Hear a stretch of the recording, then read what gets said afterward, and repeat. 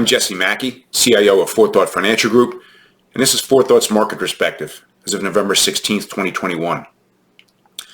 Yesterday, the S&P 500 index closed 0.76% below its most recent record intraday price from November 5th, and has now experienced additional gains of 28.44% since the point of recovery from its last 10% plus correction, which was just over 1 year ago, November 9th, 2020.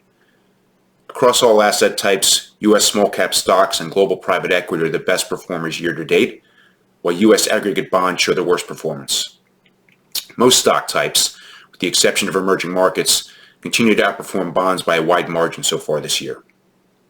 Historical data indicates that once a new bull market has been confirmed, which happened on August 18th of last year, when the S&P 500 index had recovered from its March 23rd, 2020 bear market low point and achieved a new record price, the longest time period on record since 1950, before the beginning of another bear market, was 7.44 years, with an average of 2.44 years.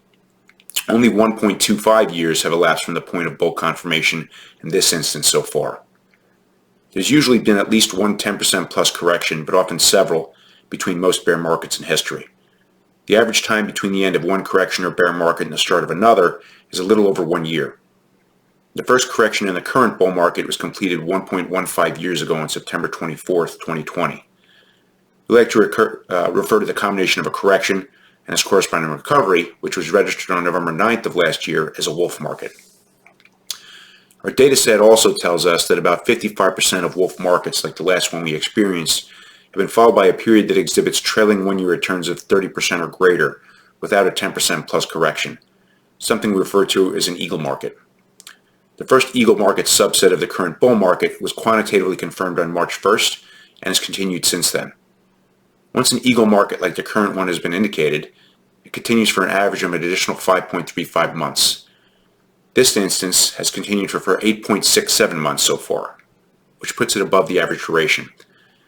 Eagles may be followed by any of the other three market types, including a flattening of growth rates to return to a standard bull market, or an immediate reversion into a wolf or bear market. Given that stocks may still be relatively early in the traditionally defined bull portion of the market cycle by historical standards, an immediate bear market, although certainly possible, appears the least likely of the various scenarios, while a 10% plus correction is becoming increasingly likely in the short to intermediate term. Based on analysis of the complete historical market type data set using our multi-method adaptive algorithmic process, we're now allowing overweight allocations to opportunistic investing, neutral allocations to strategic asset allocation and liability-driven investing, and underweights to selective concentrated investing. From a probabilistic analysis perspective, valuations tell a story that's relatively negative for most stock types and more favorable for portions of the bond markets. On this basis, stock types range from near fair value in the case of emerging market stocks to moderately overvalued in the case of U.S. large, mid, and small cap stocks. Bonds range from slightly undervalued in the case of long-term U.S. Treasury bonds to slightly overvalued in the case of Treasury inflation-protected securities. Long-term U.S. Treasury bonds now reflect the most attractive pricing relative to the alternatives, while U.S. mid-cap stocks are the least attractive. Against this backdrop, the outlook for stocks is now slightly negative in the short to intermediate term based on the overall aggregate of our historical market type data analysis and quantitative probabilistic analysis. I hope this was helpful. If you have questions or you'd like to discuss what this means for your particular situation, please contact 4Thought at 516-300-1617 or at info@4tfg.com. And don't forget to subscribe to our blog feed and our YouTube channel. Thanks for watching, and see you next week.